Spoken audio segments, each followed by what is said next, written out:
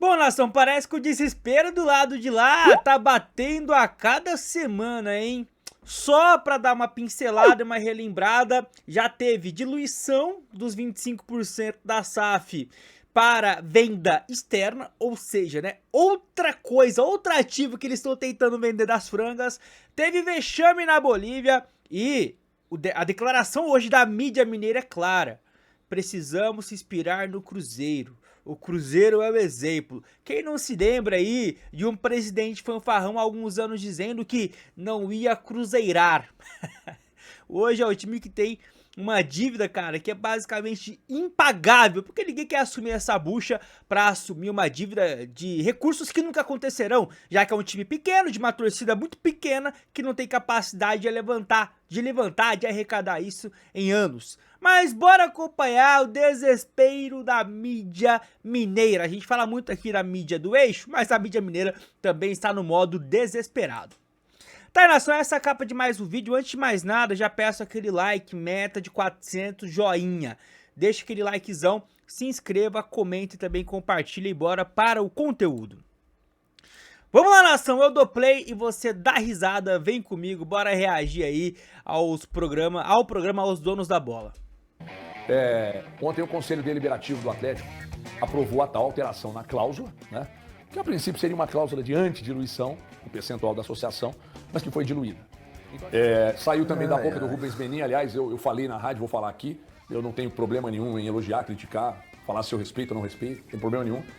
Tem duas pessoas aí, que esses dois aí, grisalhos que falaram, são figuras que eu tenho um profundo respeito.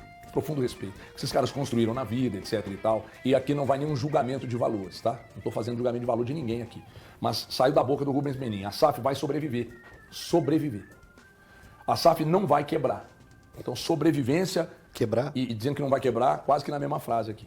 Pode ter dificuldade, mas não vai quebrar. Ele repetiu a palavra. A gente não sabe quando e como, mas o aporte vai acontecer. O barco não vai afundar. Se você não leu isso com preocupação, ou não ouviu ou assistiu com preocupação, você é torcedor do Atlético, eu acho que você deve se preocupar. Sabe por quê? Porque o Atlético busca captação de dinheiro no mercado, exatamente para repassar esse percentual que o Atlético ainda tem direito, né, em caso de novo aporte. Imagina só um mega bilionário, um grande grupo, que vai investir num clube onde numa mesma entrevista o CEO do clube, dono do clube, diz, o dono do clube, aliás, disse não vai quebrar, vai sobreviver, etc e tal. Aí, hoje na rádio, uma pessoa diz, pô, mas quando ele promete, vocês criticam. Quando ele não promete, vocês criticam. Peraí, ele prometeu lá atrás e a gente viu onde o Atlético se enfiou. Só que o percentual agora da SAF é a última esfera que o Atlético tem para resolver definitivamente. Definitivamente não, porque depois tem um processo de gestão, né?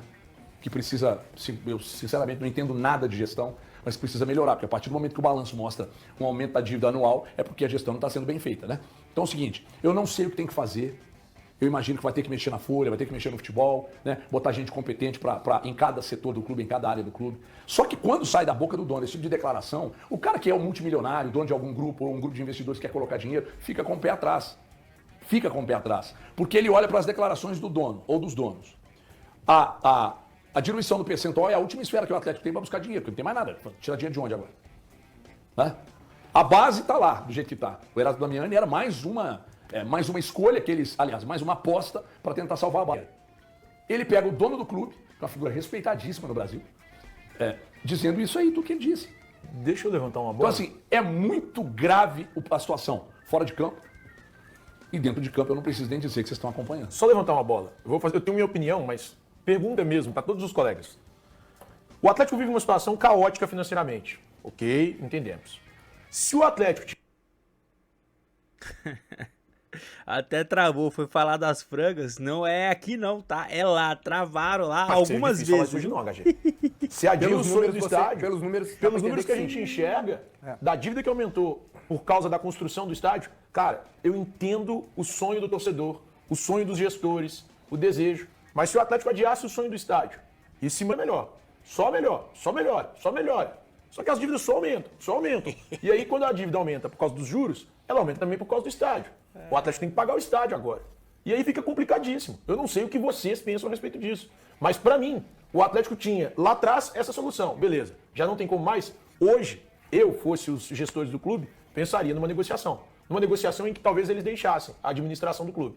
Não sei se é interessante para eles, mas é o que eu pensaria. Porque hoje, se a gente olhar em termos administrativos, e todas as SAFs das 5 grandes da Série A, que tem Bahia, Atlético, Vasco, Botafogo e Cruzeiro.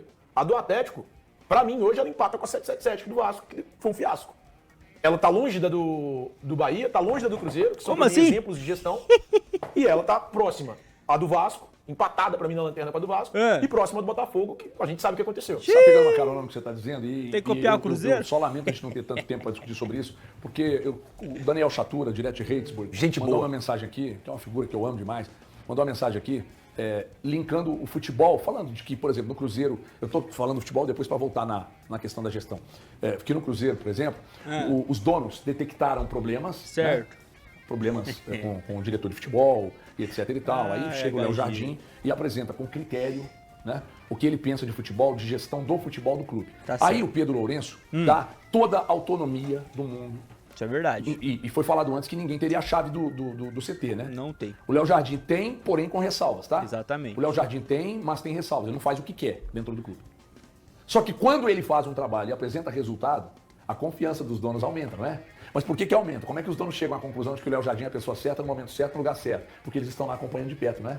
Porque eles não têm, entre o Léo Jardim e o dono, eles têm o Alexandre Matos, por exemplo. O Pelé cuida de outras coisas. O Pedro Lourenço, o Pedro Júnior, é o braço direito do pai, que fica aí como um radar, prestando atenção em tudo, no futebol, na jardinagem, na alimentação, em tudo, ele fica lá olhando tudo. E o Pedro Lourenço é o cara que pensa o negócio. Se você disser pra mim que o Pedro Lourenço, que o Rubens Menin, que o próprio Sérgio Coelho não tem condição de fazer uma gestão, aí eu parei, né? Onde esses caras chegaram. Então, autonomia e gente competente para fazer o trabalho. O São Paulo tem competência para corrigir o futebol? Tem. Será? Ele precisa ter autonomia? Não, Será? não precisa não. É fundamental que ele tenha autonomia para fazer aquilo que eu falei no início do programa. Tomar as decisões dentro de campo. Tirar e colocar quem ele quiser, mandar para o banco e se resmungar, o clube tem que comprar o boi do São Paulo, como lá no Cruzeiro compraram do Léo Jardim. Quando o jogador foi pedir cabeça de treinador, o Pedrinho falou, eu mando todos vocês embora, mas não demito meu treinador. Então isso vale para o processo de gestão também. Porque não entra na minha cabeça que por uma declaração do Cuca de que eu não sei como e nem quando vou conseguir um resultado aqui e ter sido demitido, mas o dono chegar e dizer eu não sei quando e nem como a gente vai conseguir resolver o problema. Só que ele é dono, ele não pode ser demitido. Só que, mais uma vez, eu volto na questão de o Bruno Musi é um cara extremamente competente no que faz hoje no Atlético ou ele é um cara de confiança dos donos? São coisas diferentes. O Cuca era o treinador que todos confiavam ou o Cuca estava lá porque o Cuca era um escudo?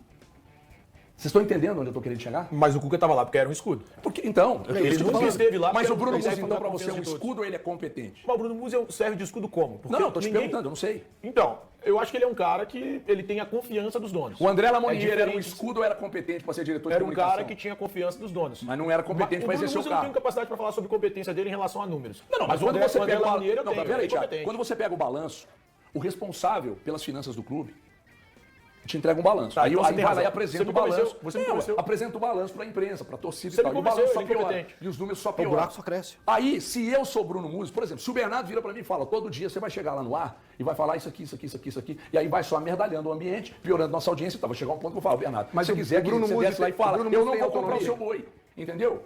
Porque o que eu ouço do Bruno Musi, de todo mundo que conhece ele profundamente, é um baita de um cara. Mas ele tem Muito autonomia, bom. É Gardi? isso que eu ia te perguntar. A ideia é trabalhar para ter um time competitivo que, apesar dessa distância financeira de faturamento dos outros, vai estar lá dentro do campo. Então, talvez, Thiago, para mim, o maior vilão seja a forma como essas pessoas talvez tenham pensado da questão futebol. Vai falar de investimento na base. A essa altura do campeonato, onde as dívidas já estrangularam o clube, por que não fizeram uma contrapartida em 21? Ó, vamos melhorar, vamos fazer um super time aqui em 21, mas vamos também contrabalancear com a categoria de base, para que a gente possa continuar tendo jogadores. O Atlético derrubou ontem a última esfera. Foi o shopping, foram os jogadores que foram revelados a duras penas, porque a duras penas. Eu acho que esses jogadores recentemente vendidos, Rubens, o próprio Alisson, são mais fruto do próprio talento nato do que de um processo que o clube trabalha. E agora a última esfera, essa questão do clube associativo sendo diluída, Thiago. Qual que é o valor da Arena MRV Acabei hoje? de pegar aqui agora, Thiago. Qual que é? O valor inicial era de 410, mas ele saltou para 746 em agosto de 2023, mais 335 de Chegou a um contrapartida. Então ele chega a 1,1. Mas qual é o valor do patrimônio? Tem isso? O Atlético declara isso? Aí você trabalha acho com que esse tem. valor de 1 bilhão. Não, eu acho que até mais do que isso. Eu Quando, também. quando Eu você acho que é constrói o 1,4 patrimônio, que ele vai. fica valendo mais do que consigo o aqui. O Atlético valor do ainda deve investimento. 500 milhões Não, da- a questão não é da essa. arena, Porque né? sabe qual que é o ponto que o Atlético poderia fazer? Quanto que o cara da marca Spam pagou na Arena do Grêmio HG? 131 milhões. É pouco. 131 milhões? É, pouquinho pouco. demais. Não, pagou muito Tinha uns pouco. embrólios, uns Aqui, negócios. ó, Porque, assim, o que eu- ponto, é isso mesmo que o Elton O que falou. você quer, É um parceiro? O que eu ponto, é um ponto sugeriria? 08 Sugere. que custa hoje, o que é o valor Fala. da Olha a minha valorização pretensão. da- Olha a minha da pretensão. arena. O que eu sugeriria? É. Arrendar a arena. 30 anos arrendado. Com o dinheiro que você arrendou, paga parte da dívida, tira o estrangulamento da dívida. Só que isso tem que ser uma coisa séria. Ah, Thiago, isso aí Bem vai feita. passar por cima de qualquer tipo de. A gente sabe de Ô, ideologia. atleticano, dos donos da- não. eles Qual vão ideologia? fazer Que isso. brother? Não, Porque Aí o cara faz isso não, vende não. falou que não, mas dá pra Eles confiar. não têm uma modernidade, eles queriam trazer para o Atlético. Eles, para mim, deram um passo maior do que as pernas, mas eles têm aquele desejo de colocar o Atlético num patamar lá em cima. Mas eu acho que para você Breno. chegar nesse patamar lá em cima, você tem que ter um alicerce. Eu acho que faltou esse alicerce. Inclusive, o que aconteceu ontem, o que me preocupa é a seguinte questão, com todo respeito à turma da SAF do Atlético. É mais um passo do que a gente vê. Vocês viram, né? Thiago Fernandes. Vamos arrendar a arena. Vamos vender essa arena por 30 anos. O Atlético, não. Ai, pega fogo, cabaré. Tá bom demais ver o Atlético voltando ao normal, né? O anormal, rapaziada, pra quem de repente tá vendo esse vídeo aqui, é um pouco mais novo, ou não é nem cruzeirense nem atleticano, o normal em Minas é isso aí, ó.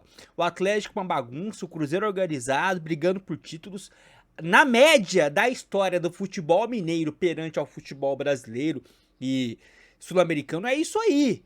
Tá bom? O Atlético tá para com a sua história, assim como o Cruzeiro tá para com a sua história. Beleza? De resto é exceção, viu? Mas tá aí, nação, chegou até aqui, comenta o que você achou. Deixa o likezão também, tá? Fiquem com Deus, até a próxima. Tamo junto!